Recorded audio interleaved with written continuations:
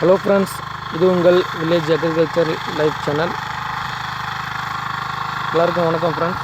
இன்றைக்கி நம்ம சேனலில் என்ன பார்க்க போகிறீங்கன்னா, கிசான் கிராஃப்ட் 9 HP பவர் வீடரோட ஒர்க்கிங் பற்றி இன்றைக்கி பார்க்க போகிறோம். சரிங்களா? ஒரு உழவு சாலில் எந்தளவு ஆழம் போகுது, எந்தளவு அதனுடைய வேலை இருக்குது அப்படிங்கிறத பற்றி தான் இன்றைக்கி வீடியோவில் பார்க்க போகிறோம். ஓகே ஃப்ரெண்ட்ஸ், இந்த பவர் வீடர் வந்து 9 HP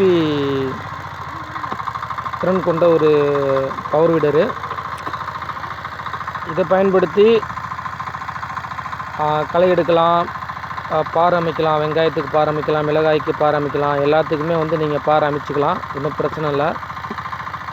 சரிங்களா? இன்றைக்கி பார்த்தீங்கன்னா எங்கள் பக்கத்து வயலில் ஒரு அண்ணாவுக்கு பார் அமைச்சிக்கிட்டு இருக்கோம். இதோட வேலை பார்த்திங்கன்னா, நம்ம பெரிய டிராக்டரை பயன்படுத்தி பண்ணக்கூடிய வேலை எல்லாமே இதிலே செய்யலாம்.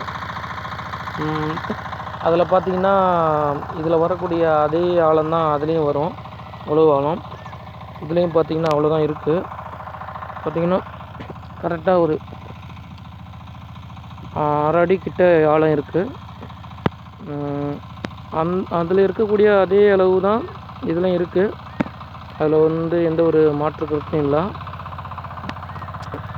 மேலும் பார்த்திங்கன்னா இதில் பயன்படுத்தி இந்த பவர் வீடரை பயன்படுத்தி நீங்கள் உழுவுறதால உங்களுக்கு பண செலவு, நேர செலவு எல்லாமே பார்த்திங்கன்னா கம்மியாகுது. அது மட்டும் இல்லாமல் மண்ணோடைய தன்மை வந்து மாறாமல் இருக்குது உங்களுக்கு எப்பயுமே. சரிங்களா? அது மட்டும் இல்லாமல் மண் ஒரு பொசப்பு தன்மை இருக்கிறதுனால எந்த ஒரு பயிரும் எளிதில் முளைப்பு வந்துடுது. இதே நீங்கள் ஒரு பெரிய கனரக டிராக்டரோ இல்லை மினி டிராக்டரோ பயன்படுத்தி நீங்கள் உழவு உழுகிறப்ப இந்த அளவு வந்து உங்களுக்கு சீக்கிரமாக முளைப்பு வராது. எந்த ஒரு விதையை நீங்கள் தெளித்து அறுவடை பண்ணுறதுக்காக தெளித்தாலும் அவ்வளோ ஒரு விரைவாக வந்து உங்களுக்கு முளைப்பு வராது. இதை பயன்படுத்தி நீங்கள் பண்ணுறப்ப மிக விரைவாகவே வருது. அது மட்டும் இல்லாமல் இதில்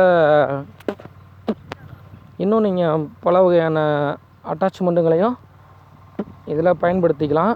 அந்த மாதிரி செய்கிறப்போ உங்களுக்கு ஒரு மினி டிராக்டரோ இல்லை பெரிய டிராக்டரில் பண்ணக்கூடிய அனைத்து வகையான வேலைகளையுமே நீங்கள் செஞ்சுக்கலாம்.